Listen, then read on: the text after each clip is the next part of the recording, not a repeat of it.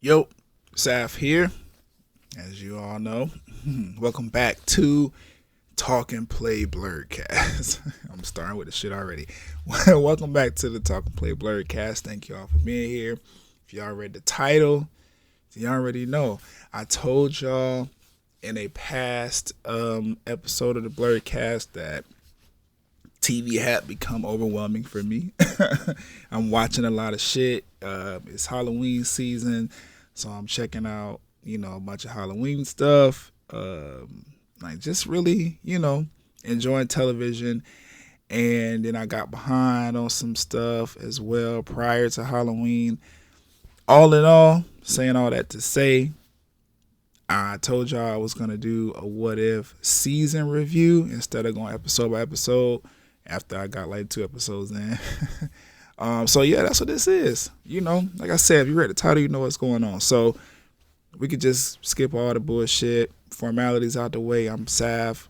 This is the Talk and Play Blurredcast. I'm gonna play my intro music and then we're gonna dive into the what if season 1 review because it actually turned out to be really good and I want to talk about it. So after the intro music, let's get it.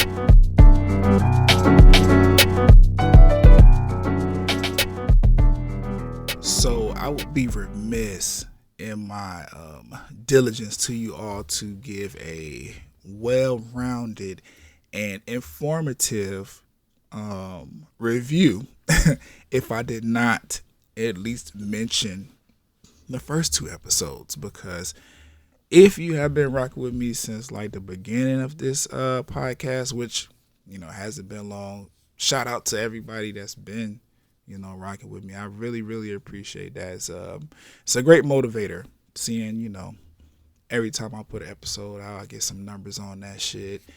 People hit me on their respective devices telling me things that they enjoy. It's really dope. But I started this shit. I don't know how many episodes ago that was, but episode 1 was pretty much like what pulled me into the whole series as a whole. I was not originally like super interested in this because I didn't really understand what the fuck they was trying to do. Like, okay, what if? I understood that it was gonna be like a animated version of the comic book series that was like, not so recent. Like, I don't know. I don't really follow that comic book series, so I didn't even really know what was going on with it. So I'm walking into a Marvel production without really having complete context or understanding of what was going on. But I trust Marvel. They always come with some fire material. They never disappoint. Well, I'm gonna say never, but in recent years, disappointment has been on the low side. So I was like, I'm gonna give this shit a chance. We kicked it off. Episode 1. It's like, what if Captain Carter were the first Avenger? Which, after watching that, I was sold because I'm like, okay, this shit is fire. For those of you who didn't listen to the review, I went like super in detail into the episode. Super detailed. Did I say that right? I went super detailed, in depth. That's what I was trying to say. I went super in depth into the actual like story or whatever. But upon further like debate, or I don't know, when I was planning out the rest of my shit, I was like, I don't need to do this because if they listening to it, they already kind of understand what the fuck happened in the episode. I just need to give my opinion on it. So opinion, right? Fire. That was like what hooked me in. It was dope because I personally had already knew about Captain Carter. I think at one point in like the Marvel universe, they was calling her like Captain Britain or some shit like that. I'm not 100% sure on that, but I had knew about Captain Carter or whatever, mainly because her outfit and shield was like dope to me when I first like ran across it. And I was like, oh yeah, she a chick. That's what's up. Not a chick. She's a woman. That's what's up. But yeah, basically situation happened where instead of Steve Rogers, who is, the Captain America we all know, the white man, he something happened with the whole shit, and it ended up being her that received the super soldier serum, and she went and fought in the war after dealing with discrimination and a bunch of bullshit from her superiors, just because she's a woman, and she turned out to be like really dope. She was holding her own at the end of her episode because Bucky was there and some other folks was there, and then this monster thing came out with all these tentacles and shit. Steve Rogers was still there. He actually ended up donning the Mark 1 suit, which I don't know if it was technically the Mark 1 because Tony built the Mark 1, but then at the same time, like, I know that in Marvel lore or whatever, there was something where Tony might have gotten the idea for building the Mark 1, which eventually became the Iron Man suit, from his father. So he, his father built Steve a suit, and they was running around tag team and shit. It was dope. Dope episode. I did my review on it. You could run back and listen to it if you want to listen to it. But her episode ended with her getting stuck in this alternate like reality or dimension or some kind of vortex with some octopus tentacles was coming out, eating up everything, and she was fighting that shit, and it pulled her in there too. Her story ended, but it was dope. I mainly like this one because they did a good job at, the similarities between Captain Carter and Captain America. Like, the storylines almost ran congruently, just like with Captain Carter being the actual super soldier and Steve being the sidekick, except for like in Steve Rogers' story, Bucky's the main sidekick. I hate saying sidekick, but that's what it was. He's the main partner. I'll go with that. He's his main partner.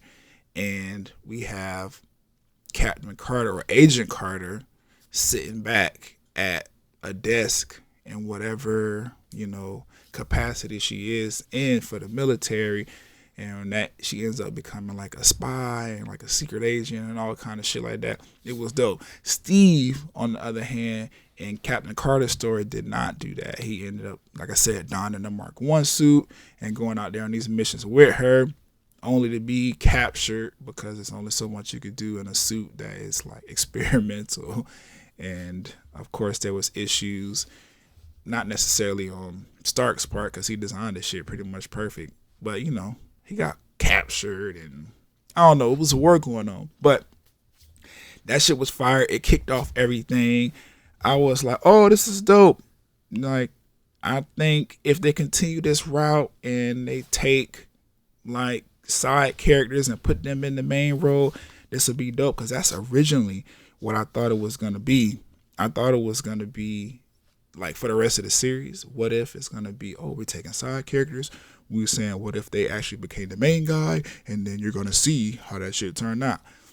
Didn't end up being like that. And we kind of found that out quite quickly in episode 2 of What If. And this is where T'Challa becomes Star-Lord instead of Peter Quill becoming Star-Lord. And this one was more like, this one was the one that like kind of, episode 2, I'm saying, is the one that kind of like made me be like, oh, this shit maybe have a little bit more depth than I originally, was pegging it to be. Because like I said, I just thought it was going to be side characters taking on main character role. But T'Challa becoming Star-Lord is literally like the story of T'Challa that we know. He's the Prince of Wakanda, eventually ends up becoming Black Panther and King of Wakanda and Avenger and all this other shit. Taking T'Challa completely out of his story and swapping him out with Peter Quill. Not even really swapping him out. They just left Peter Quill where he was at on Earth. And these fools, the Ravagers, they took the wrong kid. Like, I was like, okay. They showed the little side, the little picture shit that they had to go off of. And it's, white Peter Quill with his, brown hair or whatever fuck, orange, whatever fuck color hair he got. And I'm like, how do y'all get confused with this black kid buzz cut? You know what I'm saying? Like, my dog got a fade right now. This kid got locked, brown hair. What the fuck going on? But they said, and I get it, because they're not even from Earth. They was like, nigga, you said grab somebody that look like a little person. This motherfucker look like a little person, so we got his ass. And he ended up living out Peter's life as Star-Lord, becoming the most, infamous, thief in the galaxy, but not in I'm doing this just for the good of myself. He was more like a Robin Hood kind of character. Like, he was taking from the poor or stealing from the rich and giving to the poor, or taking from people who have a lot and giving it to people who don't. Might also find out a way to support himself and the rest of the Guardians. Bunch of different scenarios in that as well, just by way of, T'Challa being the Star-Lord. Like, he's the Black Star-Lord for one. And then on top of that, like, all of the characters, because of the way that they kind of shifted the story, some of the trauma and the things that drove the actual characters in the original Guardians of the Galaxy storyline was not there. They was operating on a completely different, it was operating on a completely different means to an end when it came to what they were actually fighting for. And I thought that was dope, because the Guardians of the Galaxy, for me, I said this in the review. You could check that out as well. I did review this episode also. I said, I wasn't really, familiar with the whole Guardians of the Galaxy story. Like, I've seen the movie. I think they're on the second movie now, if I'm not mistaken. I've watched the movies. I understand enough about, the characters with Gamora and Drax and Groot and the raccoon. I can't remember his name. Rocket. His name's Rocket. And Nebula, and how they connect to Thanos and all that shit. I'm missing somebody. Am I? Possibly. But it's okay. Y'all know who the fuck I'm talking about. I don't know. It was just, and the Ravagers and all that shit. Like, I understood, the differences, and I understood, how this version of the story ended up shaping out the way it did. They actually ended up returning T'Challa to Wakanda, was welcomed with open arms. Apparently, the Wakandans had done enough that even in the farthest reaches of the galaxy, they found a way to get in contact with T'Challa. Actually, I believe what really happened, because I'm remembering this right now. I mean, that's what happened when I say it just happened. But what ended up being the moment of, realization, that's what I said, the moment of realization was when the Collector, when T'Challa found the Wakandan ship in the Collector's, possession of things. And that was, fire, because I'm like, oh, shit.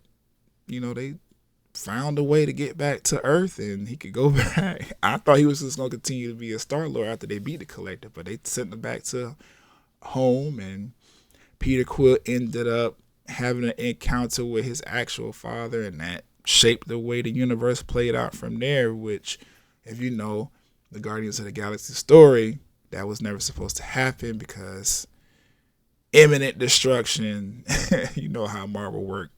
The whole universe is going to blow up. But that particular episode was dope. Like I said, the review is back there in the catalog of the Talk and Play Blurredcast. You can, figure that out if you want to go watch it. The most interesting thing about it for me was the Easter eggs that were there. Because, when the Collector started turning up and they was fighting him or whatever, you could see it. He had Captain America's shield back there. He had like the crown or the headpiece. I don't know if it's a crown, so I'm gonna call it a headpiece. The headpiece from the goddess of death over on Asgard. Hela is her name. Is it? Yes. They had Hela's headpiece and her like weapons and shit.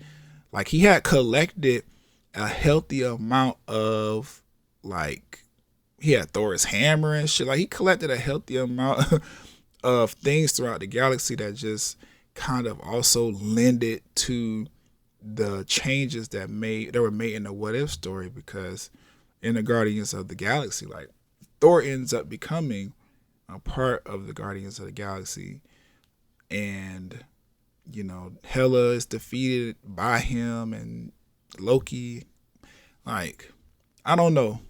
It was just dope to see the Easter eggs in there. And that's what this series has been most like fun to witness. The different Easter eggs and all kind of shit that they have in there.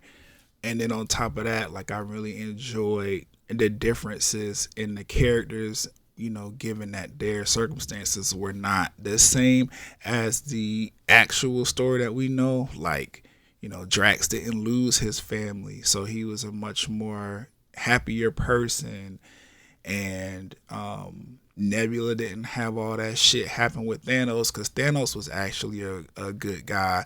So her body wasn't half cyborg, and she wasn't missing an eye and all kind of shit. Like, I like the way that they flipped the story and gave the characters a not so traumatic storyline, but still find a way to make it be like, oh, okay, so they are still fighting for something. It's not just about protecting the universe or the galaxy from Thanos and shit. They are on a quest to actually improve the world, because that's what they was doing. They was running up in the collective shit trying to steal some seeds that when you plant them, it will grow enough on a planet to like feed the entire planet for like years and years and years. Like they was trying to get some shit that could actually help out, and the collective was just being a dick about it. But episode 2 was dope.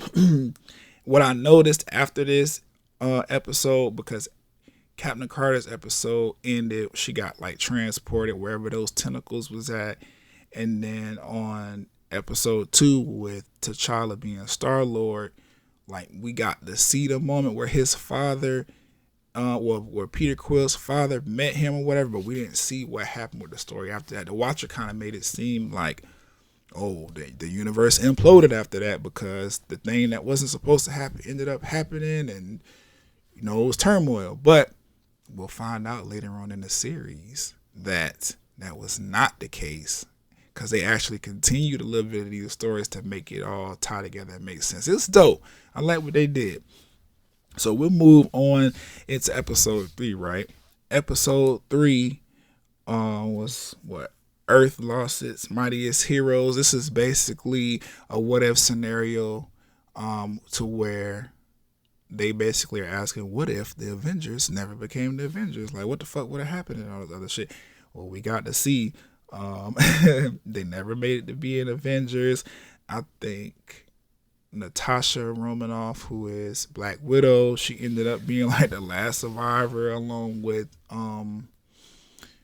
Nick Fury, and they ended up, I don't know, it was a big plot going on. Y'all seen the shit.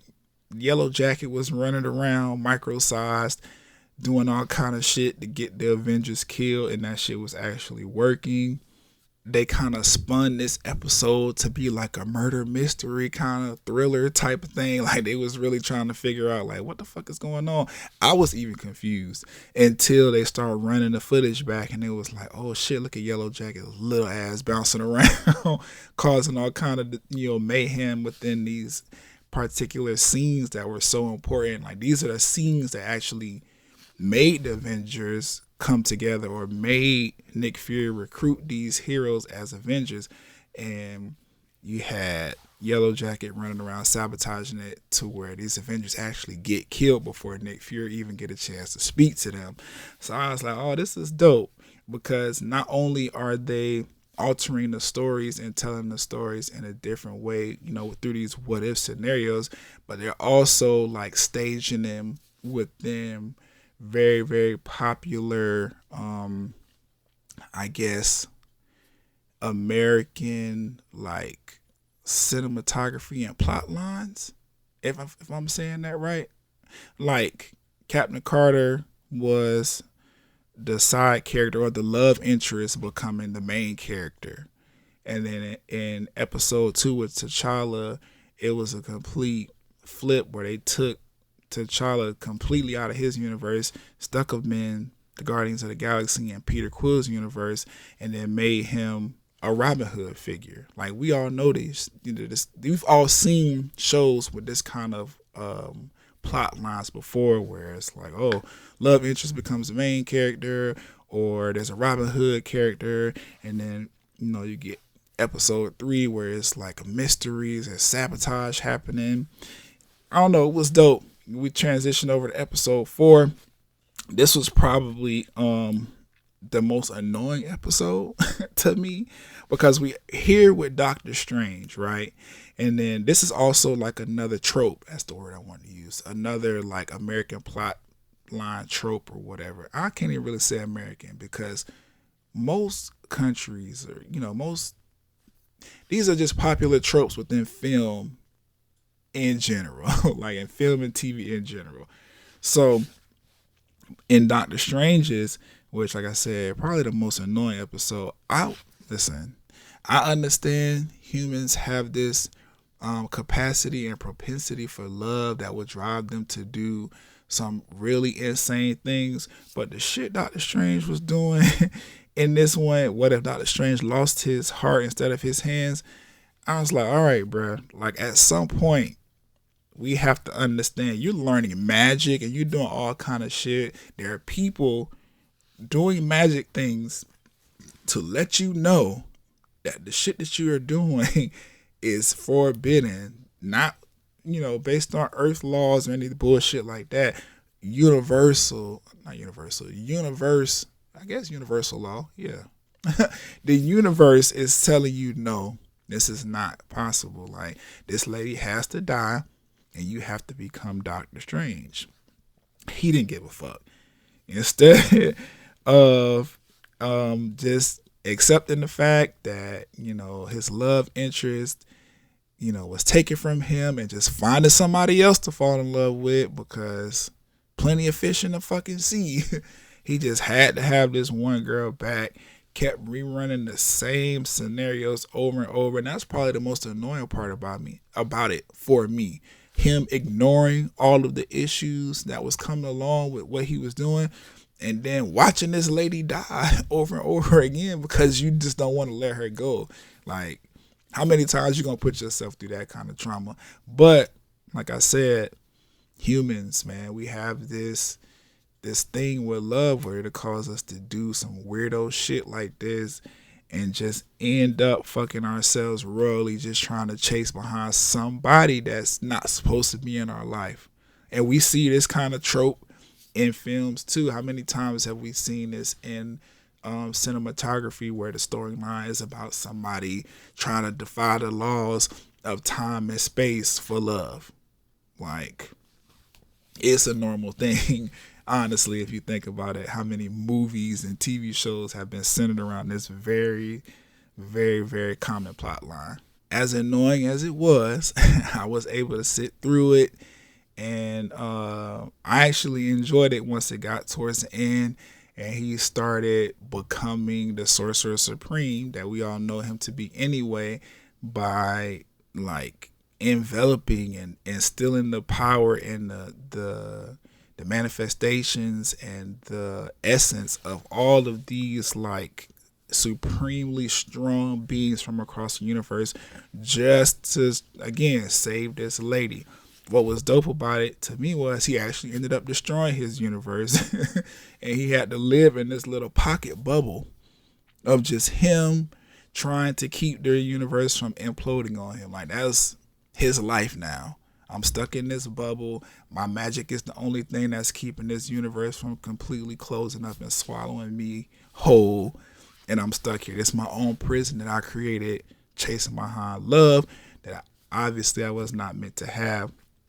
What was also dope about it is this episode in particular was the first time the watcher was being addressed by who the person he was watching, right?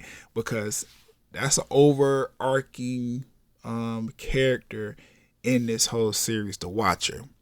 Black dude, big ass head. He just floating, seamlessly in between all these episodes and these different scenes, just watching what's happening as we watching it. I thought that was dope.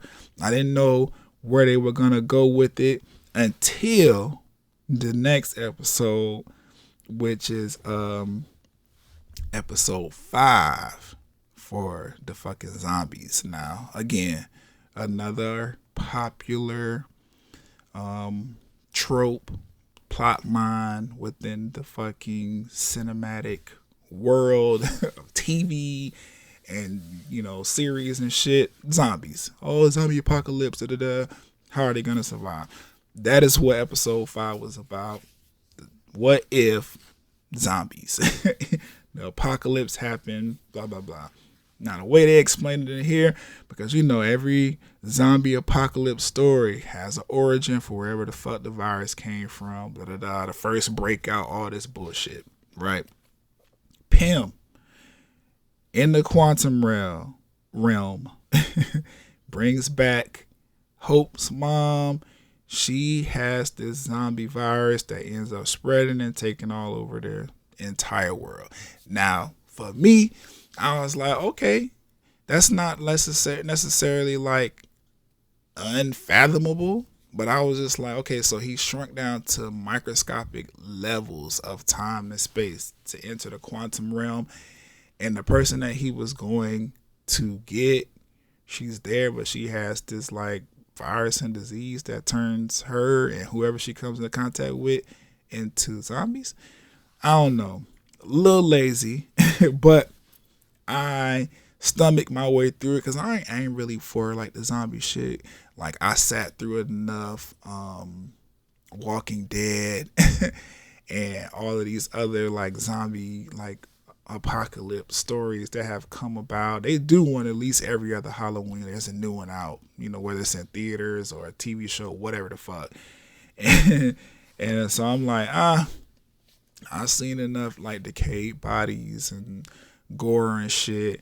But then once I sat down, and this actually was the episode that made me like take a break from it, because I ain't really trying to fuck with no zombies, bro. Like, but I'm in festivities mode. I'm being festive. It's Halloween time.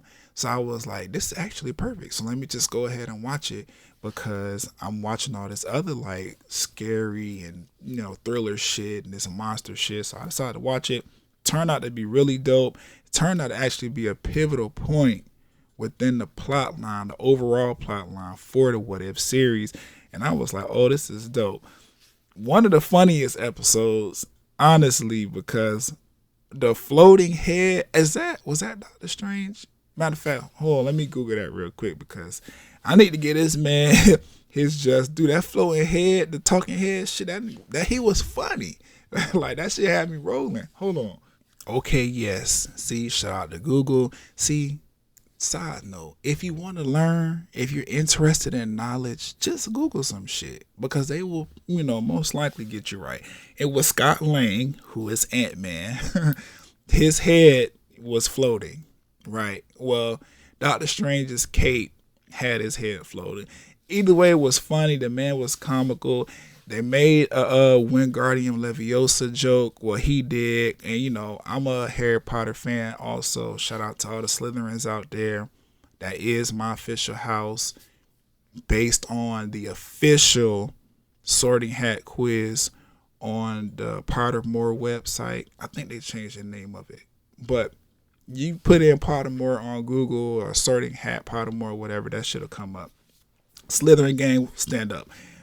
But they made a Wingardium Leviosa joke, which is a famous spell from the Harry Potter franchise. It was just dope.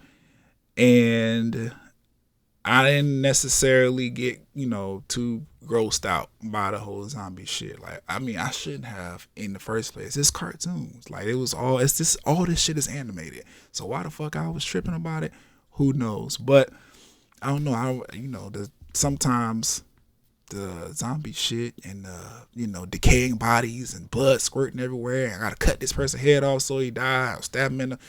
It get a little bit too much for me, especially when I be trying to eat. I like to eat while I watch TV.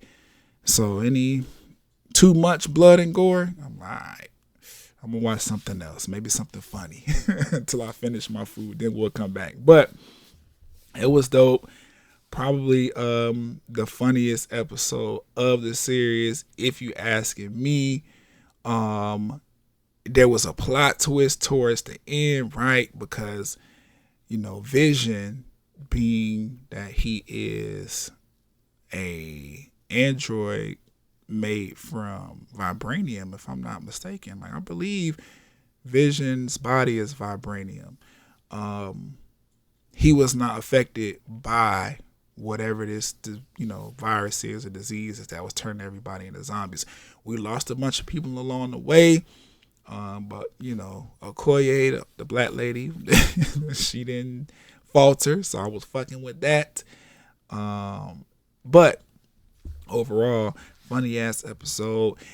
Like I was saying about this part and the end, right? Because is it me, or did what was going on with Vision and Wanda kind of give us WandaVision vibes? Like, for me, I was looking at this shit, right, and I'm like, oh, okay, so now this is Vision in his quest to save Wanda.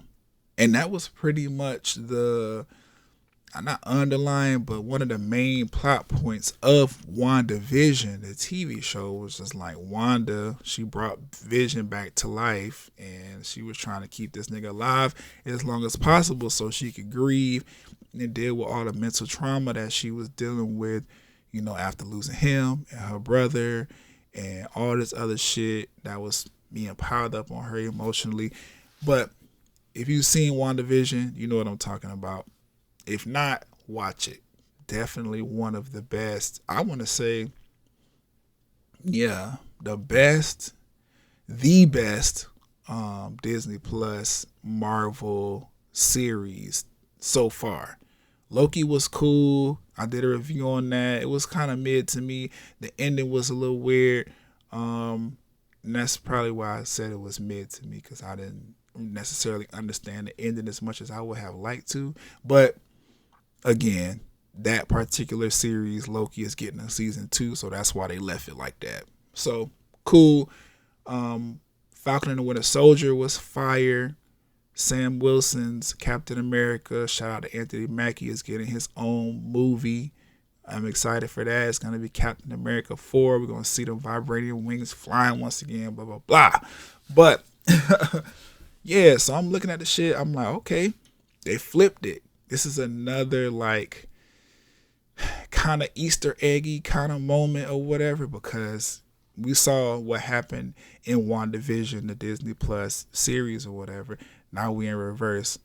Something that's happened to Wanda. She's a zombie, but because her powers are so fucking immense, she's able to retain some sense of normalcy within her psyche or whatever that allows her to be this hybrid zombie that can, like, think and, do things, as long as she's fed, she'll stay in one place and just chill. But yeah, so I thought that was dope. They kind of flipped the scenarios on. I was not expecting to see Vision at all in this series, and then here he comes, being the Wanda of this particular series and protecting his Vision, which is Wanda. I know I'm saying a bunch, but it was dope. Y'all seen what happened. That also kind of kicked off this not weird, but it kicked off another part of the story that I don't think people was expecting, because if I'm remembering correctly, there was a zombie, what's his name? Thanos, and he had all of the Infinity Stones except for the one that was in Vision's head, the Mind Stone. But Vision ended up killing this nigga and taking them shits for himself, if I'm not mistaken. Or was that? I feel like I'm getting ahead of myself. Let us go on to the next one. Episode 6 was Killmonger. What if Killmonger rescued Tony, right? This was my favorite episode. One, because I fuck with Killmonger. He probably my favorite villain, especially after Michael B's portrayal of him. And that's also something that I really enjoyed about this series. I'll talk more about it when I get to the end, but they let all of the actors who did these same characters live on TV. They came back and they voiced these characters, for this series, for this animated series. That means we got to hear new dialogue from Chadwick Boseman, R.I.P. Like, that shit was dope. So this was my favorite episode. We got to see more of the genius behind Killmonger. I still don't really classify him as a villain. He's a very self-serving individual, and I guess the way American morals try to portray us or whatever, like self-serving is more on the villainous side, but I don't really see it like that. But I get why he's a villain, because he was doing some very, very self-serving shit that got a lot of people fucked up, right? So instead of, Tony being captured, like if you remember Iron Man 1, the first Iron Man movie that like kicked off the whole MCU, Tony got captured. He had to build the Mark I suit and escape, that tunnel he was in or that cave he was in. And that ultimately inspired him to become Iron Man and try to fly across the world, destroying all the weapons he built that was in the wrong people's hands. Cool, right? Because Killmonger saved him, though, in the What If series, that never happened. He never became Iron Man, but instead he made Killmonger like a very, very high-ranking member on the Stark, board of trustees and all this other shit. He had all this access to Tony's like weapons and equipment, and he ended up building this robot that eventually towards the end Killmonger used to take over Wakanda. Like, the story was brilliant because, again, this is another one of those tropes within, cinematography and movie and storytelling or whatever, where, there's a mole in the midst of, some very, very high-ranking people, and he's puppeting them to his own will. Like, he's controlling shit from behind the scenes so that he could get the things done that he wants to get done. That honestly is probably why it was my favorite episode, because I like seeing Killmonger be this fucking black genius, very, very highly skilled, trained, warrior, assassin, military, whatever the fuck you want to call him, and like playing Tony Stark, smartest dude, one of the smartest dudes in the MCU. He was like playing them, and it ended up working out. He had some funny one-liners in there, like when he was exposing Tony Stark's right-hand guy or whatever. It was like, nigga, I brought receipts. Everything I'm saying is true. Matter of fact, I just uploaded them shits to the internet. Go ahead and Google that. Everything's there for your viewing pleasure. Like, it was smart. I like intelligent people like Killmonger who, he's a little dastardly, but I get it because I'm black and I understand what it feels like to not have a sense of home, not necessarily like, oh, this is where I was raised and where I grew up, and this is the house, of families and all this other shit, but just like home, like where's my people from, where's my lineage from. And that's Killmonger's whole like thing. He just wants to go back to Wakanda and take the rightful place within the community that he feels like he deserves, and also use the Wakandan resources to liberate all of the other black people across the world that have had to deal with colonizers colonizing the fucking planet and forcing us to be the labor behind all of that shit. So I completely understand his mission. In this particular episode, he actually got to achieve it. It was tough seeing Killmonger kill Black Panther and War Machine, because it was like, damn, bruh. Not only did you take out your cousin, who was, Black Panther, T'Challa, Chadwick.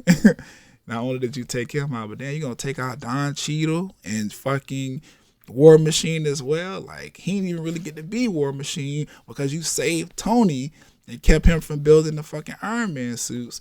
So you just killing black people. All in the name of liberating black people.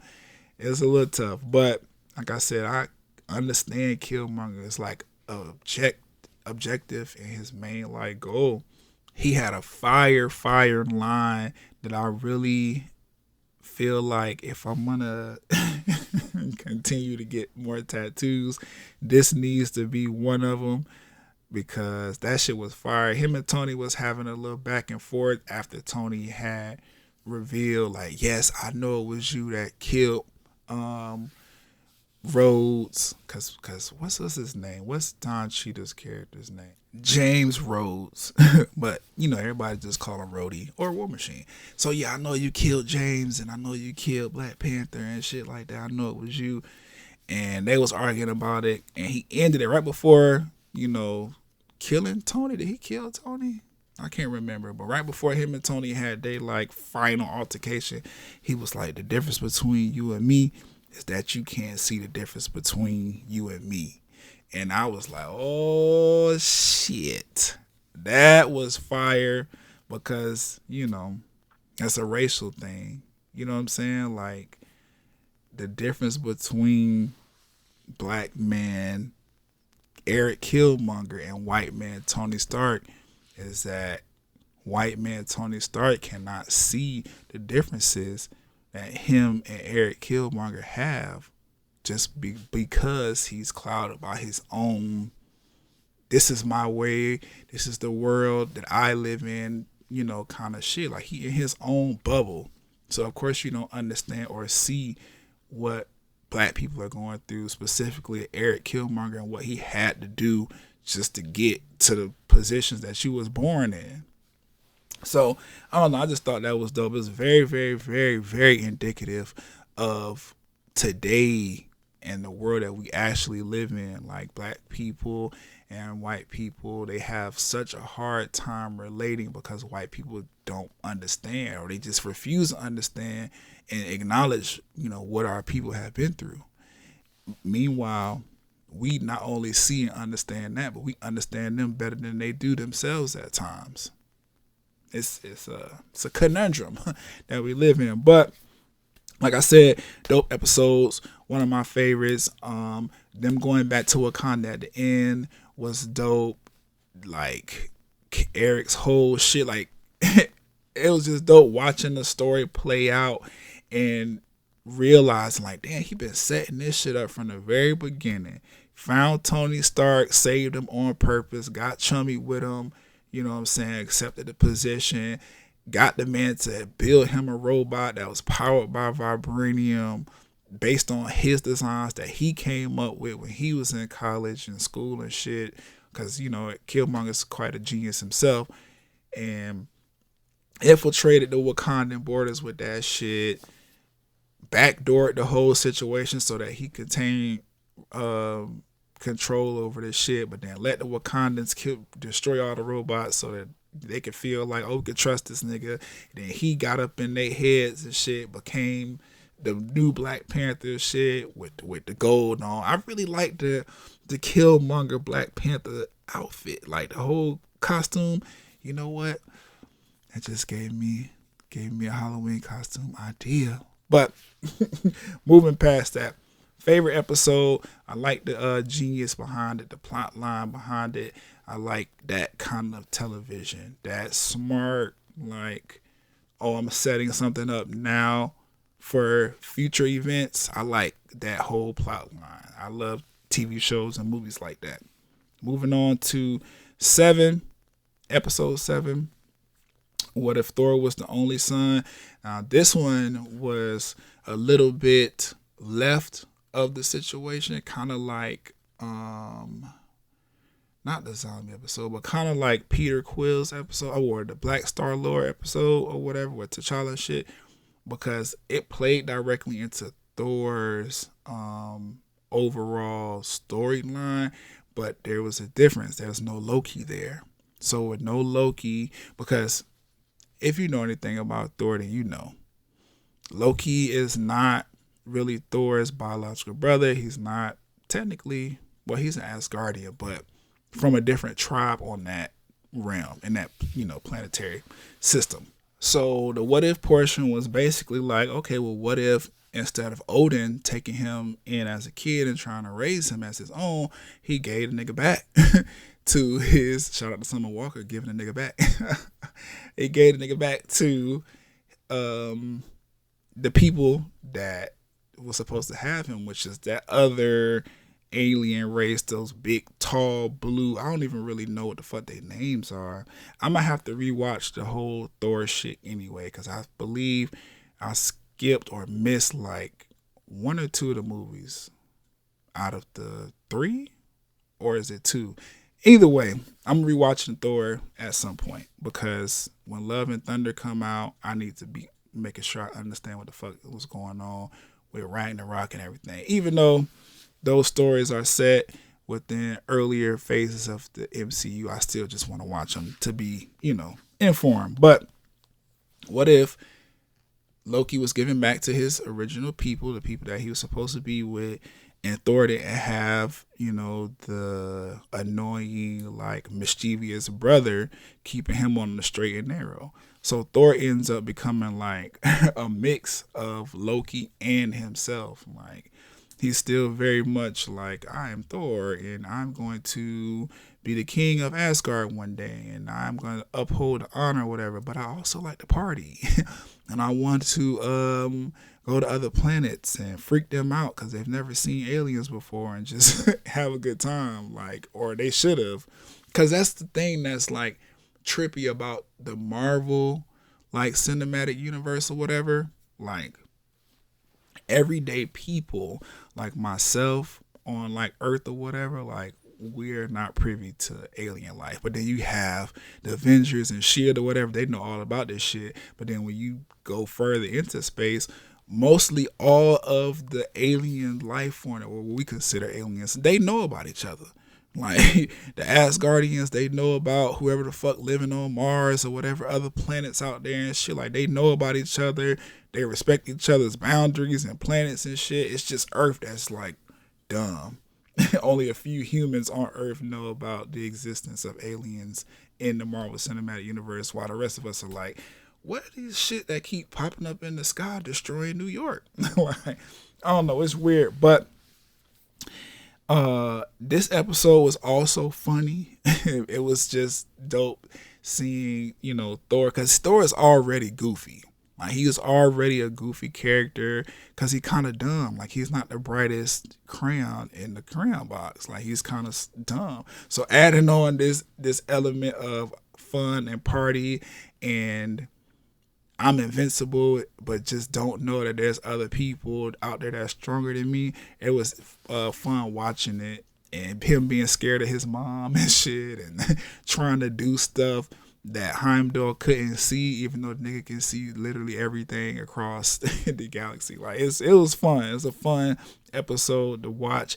It didn't really tie very, very much into anything else. That's why I would say it was like an offshoot. But what I was found like most fascinating about it is Captain Marvel showed up, and apparently, based on the way they was talking, Captain Marvel is stronger than Thor. Like, she could beat Thor. She was beating his ass, but she was holding him back so she didn't, like, blow up the planet and shit, which I thought was dope. I never really was a big Captain Marvel fan.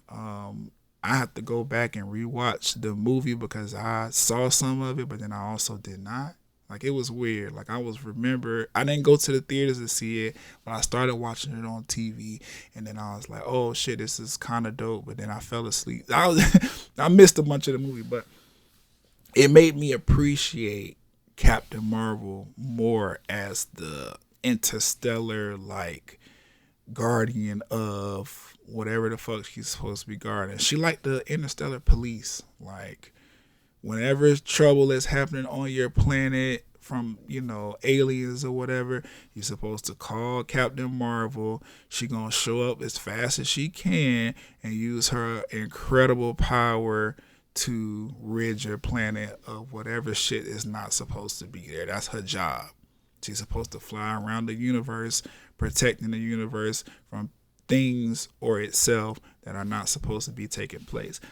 Her showing up, displaying her power and shit, like, I was like, okay, shit. It made me want to go back and watch the movie from the start and see what I didn't see. So that's what I'm going to do. Dope episode. Like I said, Thor being afraid of his mom is some funny shit because, like, nigga, you're grown. I don't know in Asgardian years if Thor is still considered to be like a teenager or something, but I don't know. I'm just like, he grown and shit. Like, I don't know why you're scared of your mom like that, but it is what it is. Episode 8 was What If Ultron won? This was where shit got litty. Fire episode. Like, I think this was probably my favorite what if scenario because in this particular episode, instead of them defeating Ultron defeated them. He actually was able to transplant himself into Vision, which is the intended body. Like, he was ultimately supposed to go into Vision. Like, Ultron's body was not it.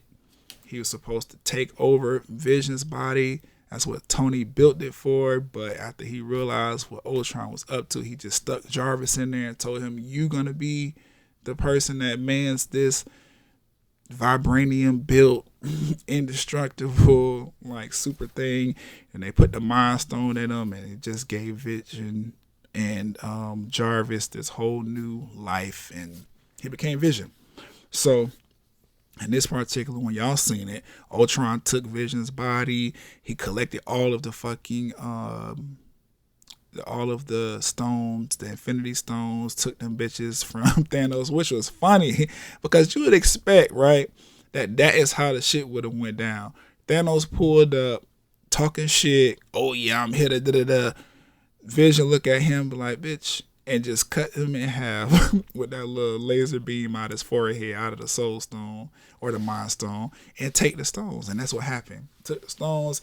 He became this super empowered, like, Ultron, and was able to see farther into the, like, multiverse or whatever, to the point where he was actually speaking directly to the Watcher. Like, nigga, I see you and you're powerful as fuck. I have to take you out if I want to continue to be the most powerful thing in the universe, because I need your power, or at least you dead, so that nobody can say that he can beat me. And I was like, damn, this shit is dope.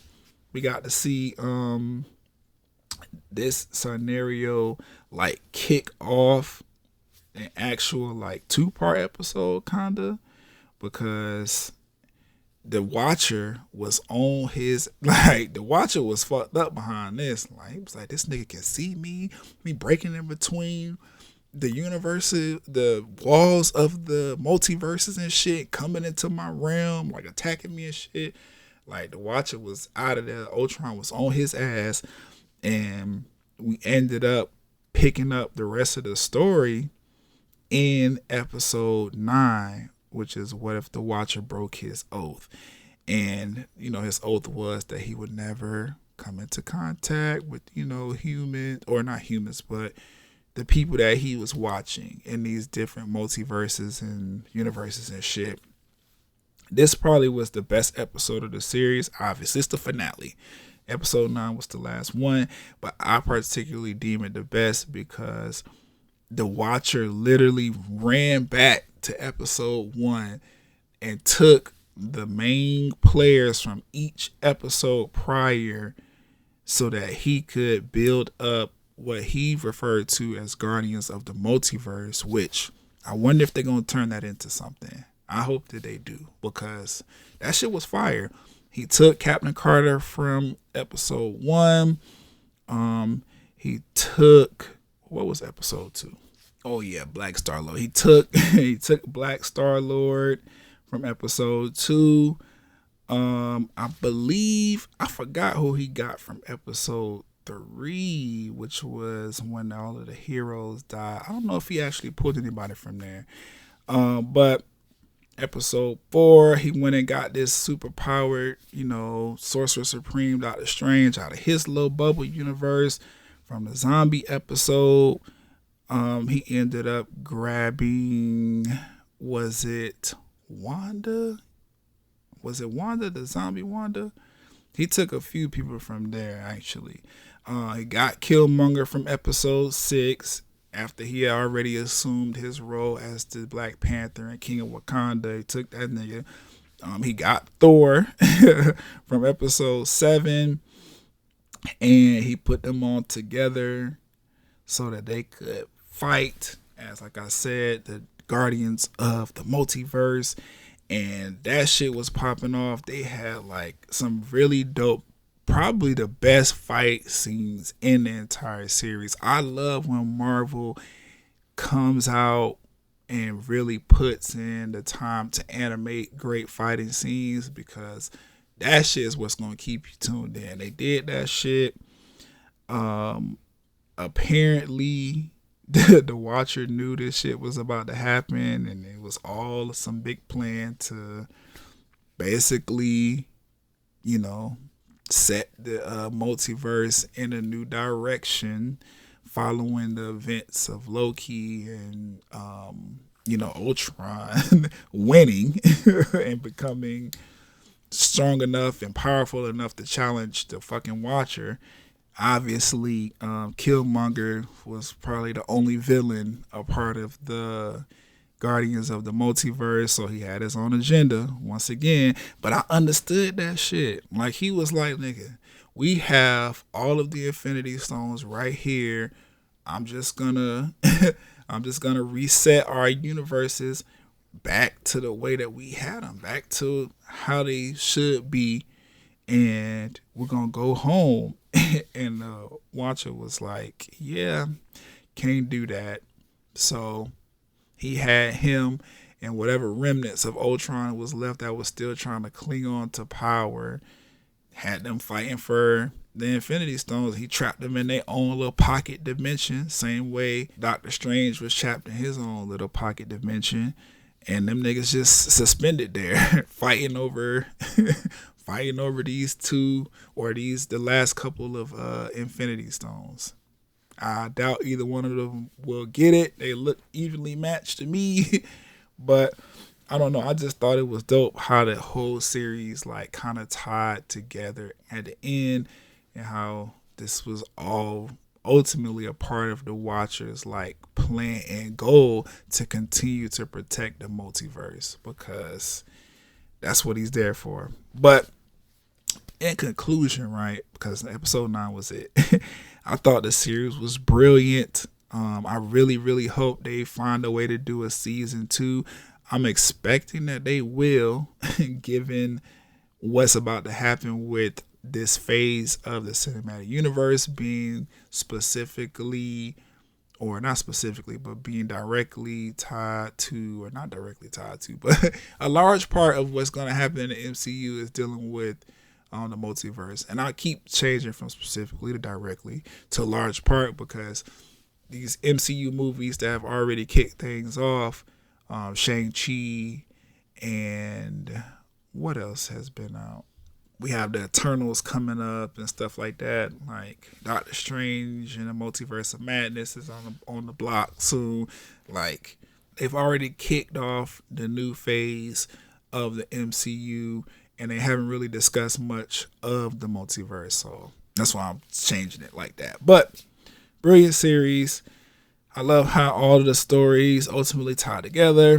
Like, I like the series that the series was actually more about the watcher than anything else. Like, yes, we got to see all of these different what if scenarios from our favorite like MCU and Marvel heroes and stuff like that, and villains, cause shout out to Killmonger. But ultimately this shit was about him protecting the multiverse and letting that particular storyline, those particular universes collide in that way so that he could do his job. I just thought that was brilliant how they pieced it together. It was very, very Crash. If you ever seen the movie Crash, check it out. If you haven't, I should say, like, it was one of those where all these individual storylines, the more the show or the movie kept progressing, they ended up tying together like seamlessly at the end. Really, really dope. They did that here with What If, and I really, really appreciate that. Only thing outside of a season 2 that I'm interested in is what is going to happen to Killmonger's universe now that he's trapped in this pocket dimension, fighting, for control of the fucking Infinity Stones. Because at the end of episode 9, the Watcher sent everybody back where they came from at the exact time that they were taken. But of course, Killmonger is trapped, right? I'm assuming that Killmonger was planning on world, global domination. That's what I can assume based on, him becoming the Black Panther and the king of the richest, most technologically advanced nation on the whole planet. Shout out to Wakanda forever. But after they took him, like, what was gonna happen? Like, are they gonna find a new Black Panther? Are we gonna see some of what ends up happening in Black Panther 2? Like, are they gonna find a way to bridge the storyline from Killmonger's What If episode into Black Panther 2 and like kind of help us build a storyline from there? Because if we're dealing with the multiverse, right, Killmonger is the person that kills T'Challa, Black Panther, in his universe. If the multiverse ends up colliding in some way, if they write this good enough, that could be they're out for what's going on. Because Chadwick passed away before he was able to even film a scene for Black Panther 2. But given that Killmonger just killed T'Challa and Black Panther in his episode of What If, I don't know. I'm seeing that there could be a possible way to bridge those storylines so that them moving forward with Wakanda and the Black Panther franchise specifically as it ties to MCU, like, they could use that in some way. That's just how I'm picking it up. I'm just trying to wonder, because he was the only one that didn't get to go back home to his time period. Like, they was already like planning, like Shuri and some of the other Wakandans, they had already Okoye, they had already planned a coup and was like, we're gonna take this nigga down and reclaim Wakanda and stop him. And I feel like they would have been successful. But now that he is trapped in this little pocket dimension, forever fighting over these fucking Infinity Stones, like, I don't know. How's that gonna shape out for the movie? Are they gonna blend those storylines together and figure out a way to send T'Challa off into the astral plane, you know what I'm saying, with respect? Or are they gonna find another way to write him out of the story, given that Chadwick has passed or whatever? We already know they're not recasting Black Panther just yet, so we're gonna have Black Panther 2 not even have a T'Challa or a male taking on a mantle as Black Panther, to my knowledge anyway. We'll see what happens. I just thought that was interesting. Now I'm rambling. But yeah, What If series, dope as fuck. Hope a season 2 is on the horizon. If they decide to do that, I'm interested in seeing what characters they hit with the What If scenarios next. But that shit was fire. If you haven't watched it and you still sat through this long ass review of the entire season, go back and watch it. I definitely did not put too much of the stories in here just because y'all should have seen it. But if you didn't, it's not too many spoilers that I just dropped. Check it out though. That shit is fire. And I'll catch y'all on the next episode of the Talk and Play Blurcast. I'm gonna punch out here because I don't want to keep y'all for any more than I already have y'all. Thank y'all so much for tuning in. Remember, if you want to hit me up, it's at BRIAN Saff SAPPH on Instagram, Twitter. I stream on Twitch, demigod_Saff, if you want to find me over there and watch me play some video games. Other than that, I'll holler at y'all on the next one.